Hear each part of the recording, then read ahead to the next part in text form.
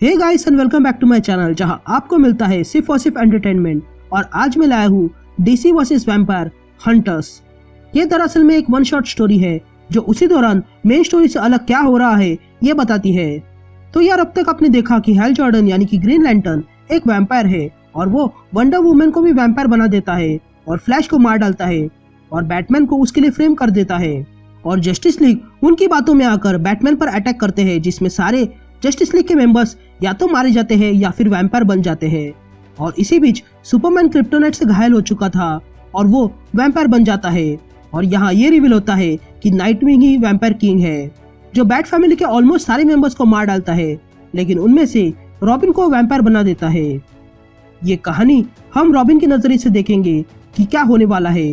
तो guys video शुरू करने से पहले एक छोटी सी रिक्वेस्ट, वीडियो को लाइक शेयर और सब्सक्राइब करने की।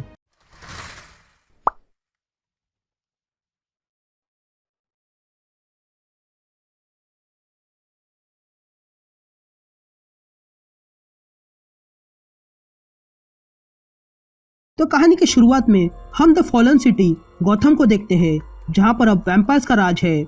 और उसी गौथम में कुछ सर्वाइवर्स को देखते हैं जो चोरी छुपे गौथम से बाहर निकलने की कोशिश कर रहे थे। तभी उनका लीडर उन्हें कहता है कि ये सही रास्ता है, जिस पर एक आदमी उस लीडर से पूछता है कि तुम इतने यकीन से कैसे कह सकते हो। लेकिन तभी हमें पता चलता है कि वो लीडर कोई और नहीं मार्शियन मैनहंटर है जो डिस्गाइज में था।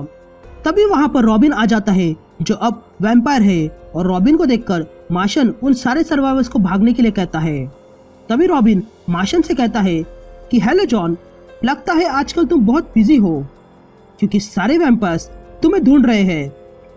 तभी मार्शियन रॉबिन से कहता है कि अगर जिंदा रहना चाहते हो तो अपने मालिक को मत बताना कि तुम मुझसे मिले थे।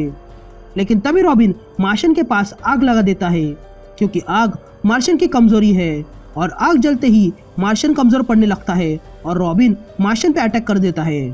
फिर से शिफ्ट होती है और हम वेन टावर देखते हैं जहां पर अब नाइटविंग का कब्जा है और उसके रिसेप्शन पे ब्लैक मास बैठा हुआ था। तभी रॉबिन उसके पास आता है।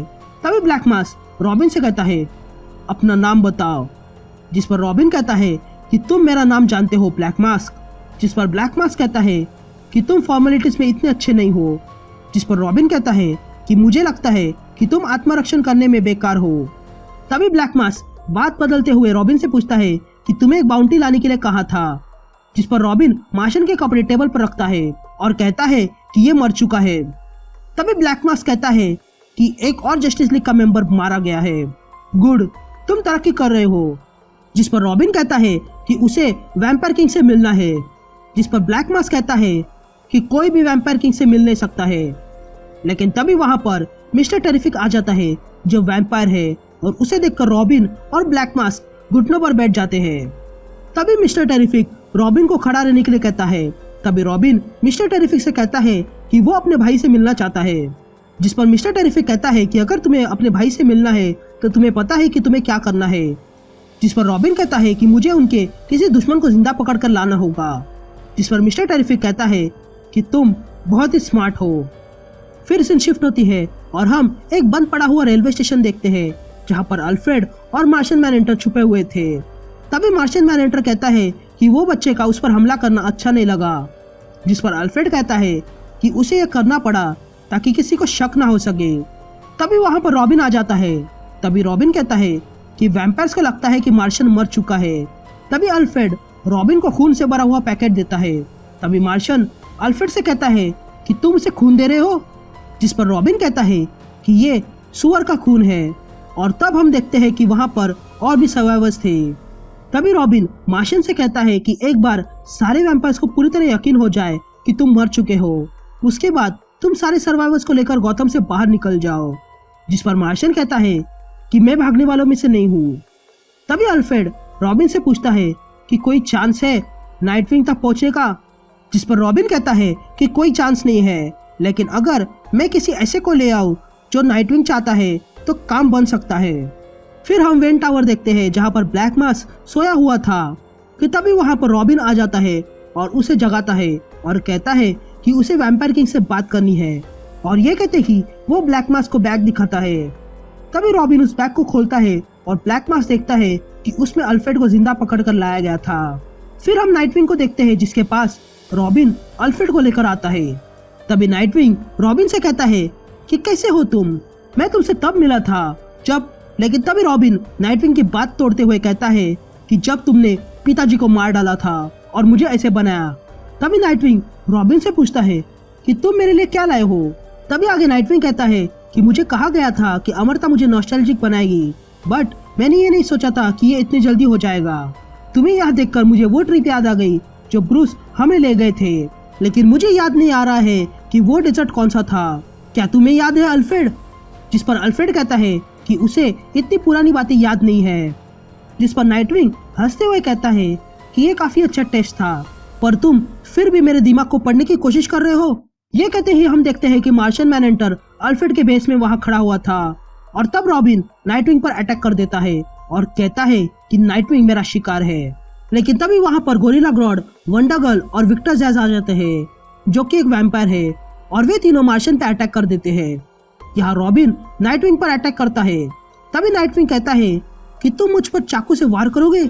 हाँ, मैं हमेशा से भूल गया था कि तुम कितने फास्ट हो, लेकिन मार्शियन बहुत स्लो है। ये कहते ही हम देखते हैं कि वे तीनों मार्शियन पे भारी पड़ रहे थे।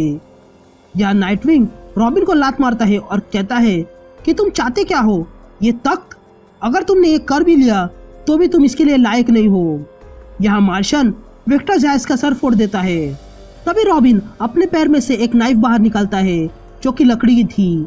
तो वही मार्शियन लड़ते हुए बिल्डिंग से बाहर गिर जाता है और रॉबिन फिर से नाइटविंग पर अटैक कर देता है। तभी नाइटविंग कहता है कि मेरे सवालों का जवाब दो कि अगर ये सब कुछ पावर के लिए नहीं है तो फिर किस लिए है। और ये कहते ही नाइटविंग फिर से रॉबिन को दूर फेंक देता है और फिर नाइटविंग रॉबिन पर अटैक करता है, लेकिन रॉबिन नाइटविंग का हाथ काट लेता है और उसके मुंह पर कोनी मारता है और कहता है कि तुमने पिताजी का खून किया है। तभी नाइटविंग रॉबिन को दिखाता है कि उसने अल्फ्रेड और बाकी सारे हीरोज को पकड़ के रखा है और कहता है कि जैसे ही मुझे पता चला कि तुम आ रहे हो, मैंने वहां पे हमला किया और सारे हीरोज को पकड़ कर लाया, क्योंकि मैं सब जानता हूँ कि गौथम में क्या हो रहा है और मैं तुम पर महीनों से नजर रखे हुए था, क्योंकि मैं जानना चाहता था कि तुम क्या कर सकते हो। तभी रॉबिन कहता है कि उसे जाने दो, जिस पर रॉबिन कहता है कि मैं ये कर नहीं सकता हूँ। इनफैक्ट मैंने फायर को नीचे भेज दिया है उन सबको जलाने के लिए जब तुम यहाँ पर लड़ने आए थे, पर अब तुम्हारे पास चॉइस है, या तो तुम यहाँ लड़ते रहो मेरे साथ या फिर जाके उन्हें बचाओ।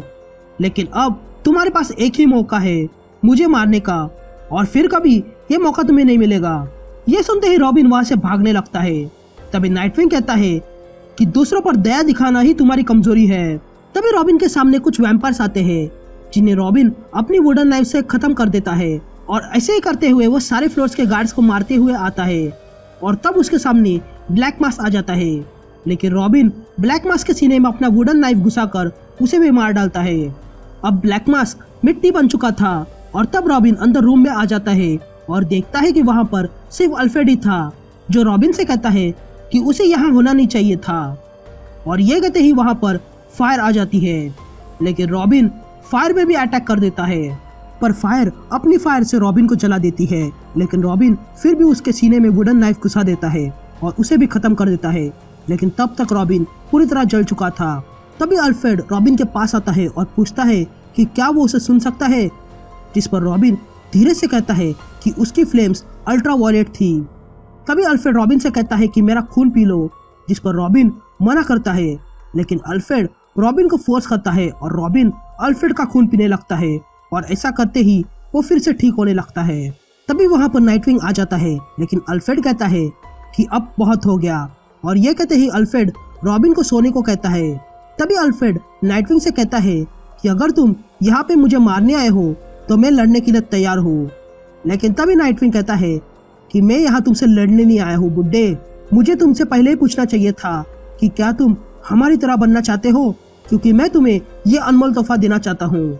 जिस पर अल्फ्रेड कहता है कि भाड़ में जाओ तुम, और ये कहते ही अल्फ्रेड वुडन नाइफ नाइटविंग के सीने में घुसाने लगता है, लेकिन नाइटविंग उसे रोक लेता है। तभी अल्फ्रेड पूछता है कि तुम हमसे चाहते क्या हो, जिस पर नाइटविंग कहता है कि मैं चाहता हूँ कि तुम रॉबिन का ख्याल रखो। जिस पर अल्फ्रेड कहता है कि तुम कौन सा खेल खेल रहे हो, जिस पर नाइटविंग कहता है कि मैं कोई खेल नहीं खेल रहा हूँ, लेकिन अगर तुम दोनों यहाँ से बाहर गए तो तुम्हें दोबारा मौका नहीं मिलेगा मुझे मारने का। जिस पर अल्फ्रेड पूछता है कि तुम ऐसा क्यों कर रहे हो, जिस पर नाइटविंग कहता है कि अगर वैम्पायर्स और ह्यूमंस को एक साथ रहना है तो रॉबिन ही वो कड़ी होगी, क्योंकि उसमें वो है जो मुझ में नहीं है, और वो है दया। जिस पर अल्फ्रेड कहता है कि खुद के अंदर भी झांक के देखो, मास्टर ब्रूस का खून तुम्हारे अंदर भी है, तो क्या तुम हम दोनों को यहाँ से जाने दोगे। जिस पर नाइटविंग कहता है कि हाँ, ये मेरा वादा है। ये कहते ही अल्फ्रेड रॉबिन को लेकर वहां से चला जाता है।